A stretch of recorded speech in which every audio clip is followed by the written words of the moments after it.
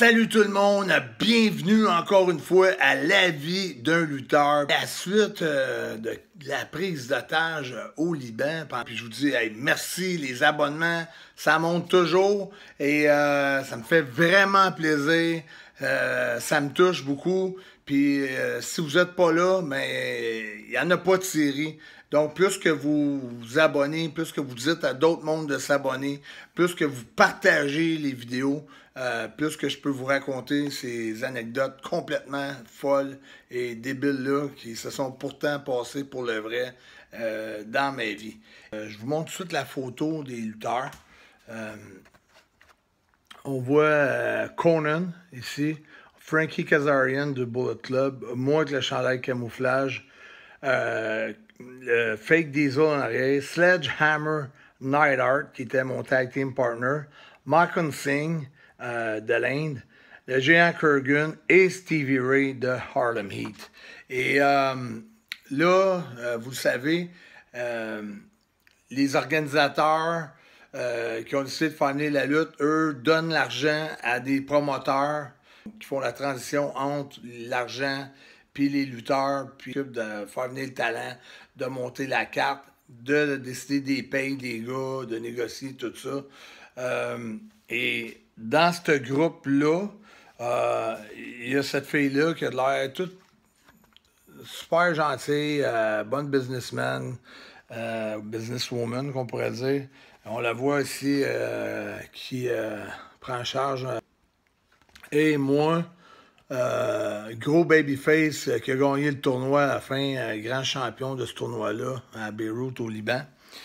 Et vu qu'on n'avait pas notre argent puis qu'on saisissait l'argent aux caisses, hein, quand le monde achetait les billets, tout de suite on prenait notre argent là. Il fallait faire bien de l'argent pour le troisième et dernier show de la tournée.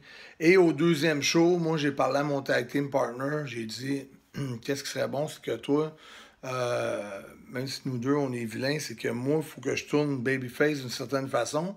Puis la manière de tourner babyface, c'est que toi, il faudrait que tu fasses quelque chose que le peuple libanais ne te pardonnera jamais de faire. Puis ça va nous attirer plein de monde pour le prochain show, parce qu'ils vont vouloir que moi, aussitôt que je vais voir ton geste, que je m'en prenne à toi, puis que je commence à te ruer de coups, puis que là, ça fait comme un gros free-for-all, puis que la suite de toute cette histoire-là, ça va être dans le dernier show. Et il dit, c'est quoi que tu as en tête au juste? J'ai dit, c'est simple, mais ça prend beaucoup de courage pour le faire. Il dit, c'est quoi? Ben, j'ai dit, tu prends le drapeau du Liban, tu le casses. Puis quand toi, tu le casses, moi, ça me fâche. Puis là, je te pousse. Je dis, qu'est-ce que c'est là? Comment ça que tu as cassé le drapeau du Liban? Tout le monde que là, voyons donc, ça se fait pas. Puis là, moi, je commence à m'en prendre à toi. Puis toi, tu commences à me frapper avec les restants du bâton, du drapeau, pour allumer le feu pour le dernier show. Et puis là, il dit, oh non, non. Au pire, mais je me relève, ça va trop mal. Je peux prendre le micro, passer de calmer le monde. Puis on l'a déjà fait, nous autres, au Québec. Ça a bien marché à Saint-Jean-Baptiste. Finalement, quand ça arrive la fin du match, il décide de le faire. Aussitôt qu'il casse le drapeau, émeute générale. Il me frappe avec le bâton en plus. Le monde commence à lancer des affaires dans l'arène. Je suis obligé de sauver, de se frayer un chemin avec quelques agents de sécurité qu'il y a là. Puis on a fait un bon match. Le monde était content que je le batte.